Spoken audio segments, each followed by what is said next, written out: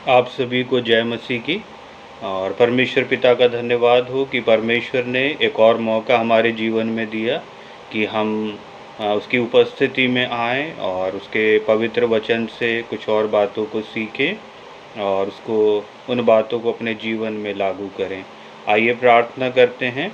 पिता परमेश्वर, हम आपको धन्यवाद देते हैं एक और समय हमारे जीवन में देने के लिए कि हम आपकी उपस्थिति में आने पाएँ।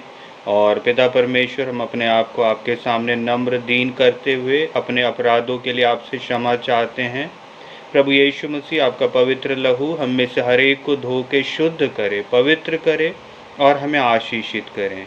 और परमेश्वर, जब हम आपके वचन से सीखते हैं, आप हमारी सहायता मदद करिए, हर एक किस्म के डिस्टर्बेंस को दूर करिए। इस विनती को मैं प्रभु यीशु मसीह के नाम से मांगता हूँ, आमीन। हम एक त्रिएक परमेश्वर की आराधना करते हैं और त्रिएक परमेश्वर का मतलब एक ही परमेश्वर है और एक परमेश्वर में तीन व्यक्तित्व हैं, पिता परमेश्वर, पुत्र परमेश्वर और पवित्र आत्मा परमेश्वर। आज हम पवित्र आत्मा परमेश्वर के विषय विचार करेंगे। और जैसे कि मत्ती रचित सुसमाचार का 28 अध्याय और उसके 19 पद में प्रभु यीशु मसीह अपनी महान आज्ञा में अपने चेलों को ये जो महान आज्ञा देते हैं, कहते हैं, इसलिए तुम जाओ, सब जातियों के लोगों को चेला बनाओ और उन्हें पिता और पुत्र और पवित्र आत्मा के नाम से बपतिस्मा दो। तो यहाँ पर हम देखते हैं प्रभु यीशु मसीह की इस महान आज्ञा में त्रिएक परमेश्वर का जिक्र हुआ है। तो पवित्र आत्मा परमेश्वर और पवित्र आत्मा के विषय में प्रभु यीशु मसीह यूहन्ना रचित सुसमाचार उसके 14 अध्याय 14th चैप्टर में अपने चेलों से बातचीत कर रहे हैं और कहते हैं। और प्रभु यीशु मसीह अपने चेलों को मानसिक रूप से, आत्मिक रूप से अब तैयार कर रहे हैं, क्योंकि कुछ और दिनों बाद जब ये बातें उन्होंने अपने चेलों से कही, उसके कुछ दिनों बाद ही फिर उन्हें क्रूस के मृत्यु को सहना था, वो दुख से होकर उनको जाना था। और फिर ऐसी परिस्थिति होने वाली थी जो प्रभु यीशु मसीह को मालूम थी कि ये जो चेले उनके साथ लगभग 3 या 3.5 वर्ष तक रहे और फिर कुछ दिनों बाद ऐसा होगा कि ये चेले फिर उन्हें शारीरिक रूप से नहीं देख पाएंगे। तो प्रभु यीशु मसीह उन्हें तैयार कर रहे हैं, उन्हें हिम्मत दे रहे हैं। और अगर हम यूहन्ना का 14 अध्याय और पहला पद अगर हम देखें तो वहाँ प्रभु यीशु मसीह चेलों को कहते हैं कि तुम्हारा मन व्याकुल ना हो। यहाँ पर अगर हम देखें तो तुम्हारा मन व्याकुल ना हो, परमेश्वर पर विश्वास रखो और मुझ पर भी विश्वास रखो, इस प्रकार से। फिर अगर इसी अध्याय के 14 अध्याय के 18 और 19 पद में हम देखें तो वहाँ यीशु मसीह कहते हैं कि मैं तुम्हें अनाथ ना छोड़ूंगा, मैं तुम्हारे पास आता हूँ और थोड़ी देर रह गई है और संसार मुझे ना देखेगा परंतु तुम मुझे देखोगे, इसलिए कि मैं जीवित हूँ और तुम भी जीवित रहोगे। तो इस प्रकार से प्रभु यीशु मसीह अपने चेलों को तैयार कर रहे थे आत्मिक रीति से।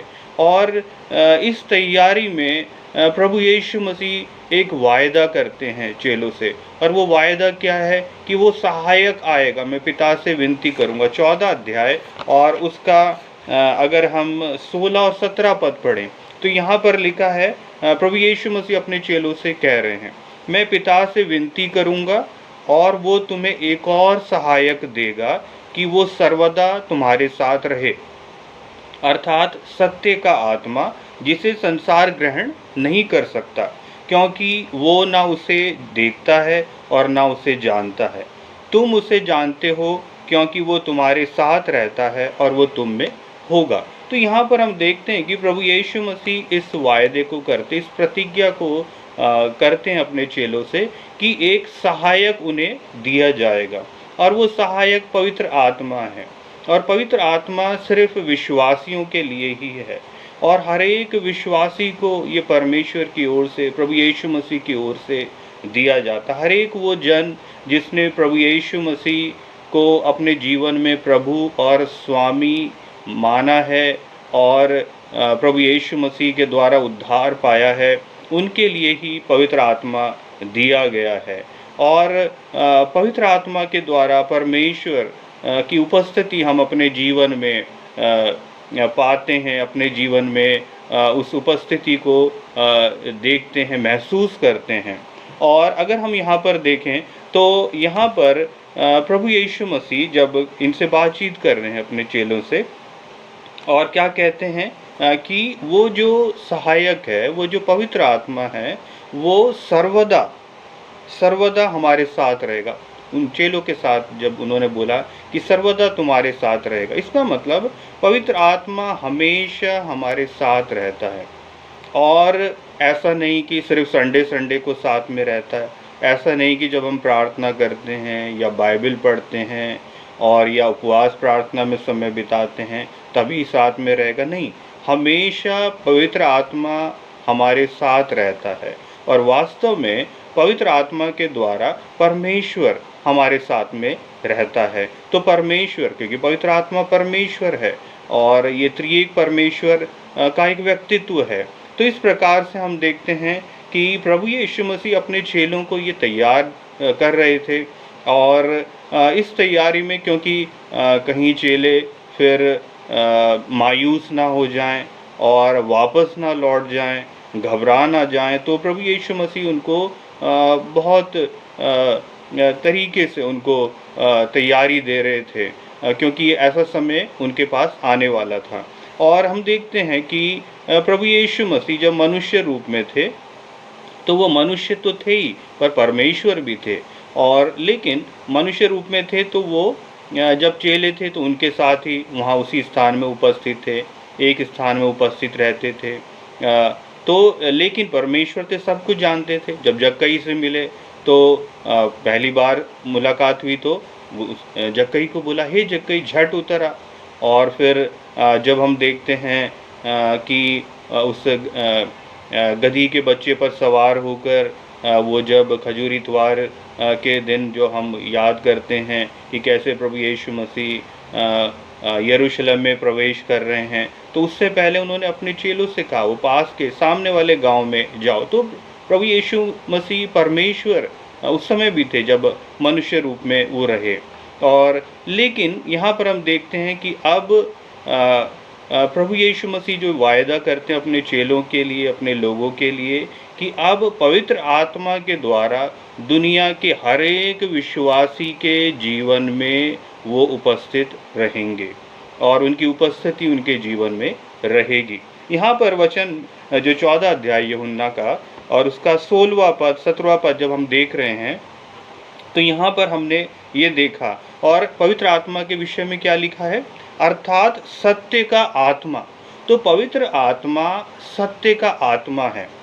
इसका मतलब अगर हम देखें, इसको और बारीकी से देखें, तो इस दुनिया में बहुत सी आत्माएं हैं, बहुत सी झूठी आत्माएं हैं, और झूठी शिक्षा की आत्मा, झूठी भविष्यवाणी की आत्मा, भरमाने वाली आत्मा और तरह तरह की अशुद्ध आत्माएं, दुष्ट आत्माएं, ये सारी चीज़ें, सारी आत्माएं इस दुनिया में हैं। और यहाँ पर प्रभु यीशु मसीह कहते हैं पवित्र आत्मा के लिए कि सत्य का आत्मा, जिसे संसार ग्रहण नहीं कर सकता। तो पवित्र आत्मा सिर्फ विश्वासी लोगों के लिए है, प्रभु यीशु मसीह के लोगों के लिए, सबके लिए नहीं है। और फिर अगर हम आगे इसमें देखें तो क्या लिखा है, इसमें लिखा है कि क्योंकि संसार पवित्र आत्मा को ना तो उसने देखा है ना वो जानता है, लेकिन अपने चेलों के लिए प्रभु यीशु मसीह क्या कह रहे हैं कि तुम उसे जानते हो क्योंकि वो तुम्हारे साथ रहता। पवित्र आत्मा हमारे साथ रहता, और पवित्र आत्मा के द्वारा प्रभु यीशु मसीह की उपस्थिति, परमेश्वर की उपस्थिति हमारे साथ रहती है। पवित्र आत्मा हमारे लिए विनती करता, हमारे लिए प्रार्थना करता, मध्यस्थी प्रार्थना करता है। और रोमियो का 8 अध्याय 26वें पद में क्या लिखा है, इसी रीति से आत्मा भी हमारी दुर्बलता में सहायता करता है, क्योंकि हम नहीं जानते कि प्रार्थना किस रीति से करना। हमें प्रार्थना करना सिखाता है पवित्र आत्मा। और क्या लिखा है, परंतु आत्मा आप ही ऐसी आहें भर भर कर जो बयान से बाहर है हमारे लिए विनती करता है। तो पवित्र आत्मा हमारे लिए विनती करता है, प्रार्थना करता है, हमें सिखाता है और यीशु मसीह की बातों को हमें याद दिलाता है। और अगर हम इसमें देखें इन वचनों में, तो क्या लिखा है कि जो पवित्र आत्मा है, पवित्र आत्मा हमें जो दिया गया है वो इसलिए दिया गया है कि हम अपने मसीही जीवन में एक जयवंत मसीही जीवन को जिएं। और जब पवित्र आत्मा के द्वारा परमेश्वर की उपस्थिति हमारे साथ में रहती है तो हम क्या देखते हैं कि पवित्र आत्मा हमारी मदद करता है, मसीह जीवन में हमारी सहायता करता है, हमें सिखाएगा, हमें अच्छा गवाह बनाएगा और हमें हमारा मार्गदर्शन करेगा और हमें उत्साह देगा। और ये सारी चीज़ें हम देखते हैं पवित्र आत्मा के द्वारा हम महसूस करेंगे, हम ग्रहण करेंगे, हम आशीषित होंगे। और फिर इसके साथ साथ हमें ये भी जान लेने की ज़रूरत है कि जब परमेश्वर की उपस्थिति पवित्र आत्मा के द्वारा हमारे साथ है तो हम क्या बोल रहे हैं, हमारा बोलना परमेश्वर वो देखेगा, हम कैसा व्यवहार कर रहे हैं और हमारे मन में कैसे विचार हैं और हमारा जीवन कैसा, हम क्या चीज़ देखते हैं, क्या सुनते हैं, ये सारी चीज़ें की निगरानी भी अगर हम देखें तो परमेश्वर के पास पवित्र आत्मा के द्वारा परमेश्वर के सामने मिल जाएगा। तो हमें बहुत सतर्क रहने की ज़रूरत है क्योंकि परमेश्वर चाहता है कि हम उसके बने रहें। और इस संसार में जो शैतान की जो ताकतें हैं, अंधकार की ताकतें हमें बार बार इस दुनिया की ओर खींचने की कोशिश करेंगी और हमें गिराने की कोशिश करेंगी, लेकिन पवित्र आत्मा हमारी मदद और सहायता करता है। तो इसीलिए हमें पवित्र आत्मा से भरना बहुत ज़रूरी है, हमें आत्मा के चलाए चलना बहुत ज़रूरी है। और पवित्र आत्मा हमें बार बार याद दिलाएगा कि हम परमेश्वर के हैं। और एक वचन अगर हम देखें यहाँ पर जो कि हमें कुरिन्थियों की पहला कुरिन्थियों का 3 अध्याय और 16 पद में क्या लिखा है, क्या तुम नहीं जानते कि तुम परमेश्वर का मंदिर हो, हम परमेश्वर का मंदिर हैं। हमें इस बात को याद रखना है। और परमेश्वर का आत्मा तुम में वास करता लिखा है, तो पवित्र आत्मा हमारे जीवन में वास करता, परमेश्वर का आत्मा हम में वास करता है। हमें इस बात को हमेशा याद रखना है। और पहला कुरिन्थियों का 6 अध्याय 19 और 20 में यदि हम पढ़ें उसको तो क्या लिखा है, क्या तुम नहीं जानते कि तुम्हारी देह पवित्र आत्मा का मंदिर है। हमारा शरीर पवित्र आत्मा का मंदिर है और जो परमेश्वर का मंदिर है, परमेश्वर का जो स्थान है वो शुद्ध होना है, वो पवित्र होना है। हम कोई भी सांसारिक चीज़ से परमेश्वर के निवास स्थान को अपवित्र नहीं कर सकते। तो हमें यहाँ पर बहुत सतर्क रहने की ज़रूरत है। फिर क्या लिखा है, जो तुम में बसा हुआ है और तुम अपने नहीं हो। यहाँ पर ये वचन कहता है कि हम अपने नहीं हैं, हम परमेश्वर के हैं। और फिर क्या लिखा है, क्यों अपने नहीं हैं, क्योंकि दाम देकर मोल लिए गए हो। और वो जो दाम है वो प्रभु यीशु मसीह का बेशकीमती लहू है जो हमारे लिए बहाया गया। और परमेश्वर हमें उस अंधकार से छुड़ाया है, शैतान के कब्ज़े से छुड़ाया है। हमें इस बात को हमेशा याद रखना है। फिर क्या लिखा है, इसलिए अपनी देह के द्वारा परमेश्वर की महिमा करो। हमें अपनी देह के द्वारा, अपने शरीर के द्वारा परमेश्वर की महिमा करना है, परमेश्वर का आदर करना है। हमारे जीवन में पवित्र आत्मा वास करता है, पवित्र आत्मा रहता है और हमें बहुत ही संभल के इस दुनिया में चलने की ज़रूरत है। हमें अपने प्रभु स्वामी परमेश्वर के लिए विश्वास योग्य बने रहने की ज़रूरत है। और परमेश्वर इन वचनों के द्वारा हमें ये याद दिलाता है कि हम उसके हैं, हम अपने नहीं हैं। इसीलिए हम अपनी मर्ज़ी से इस दुनिया में नहीं चल सकते और हमारी हमेशा यही ख्वाहिश होनी चाहिए कि परमेश्वर मेरी मर्ज़ी नहीं बल्कि आपकी मर्ज़ी मेरे जीवन में पूरी हो, आपकी मर्ज़ी मेरे परिवार में पूरी हो। और इस प्रकार से हमारी प्रार्थना होनी चाहिए। एक जयवंत मसीह जीवन के लिए हमें पवित्र आत्मा से भरकर जीना, पवित्र आत्मा के चलाए चलना हमारे लिए बहुत ज़रूरी है, बहुत आवश्यक है। और इन वचनों के द्वारा परमेश्वर आपको बहुतायत से आशीषित करे।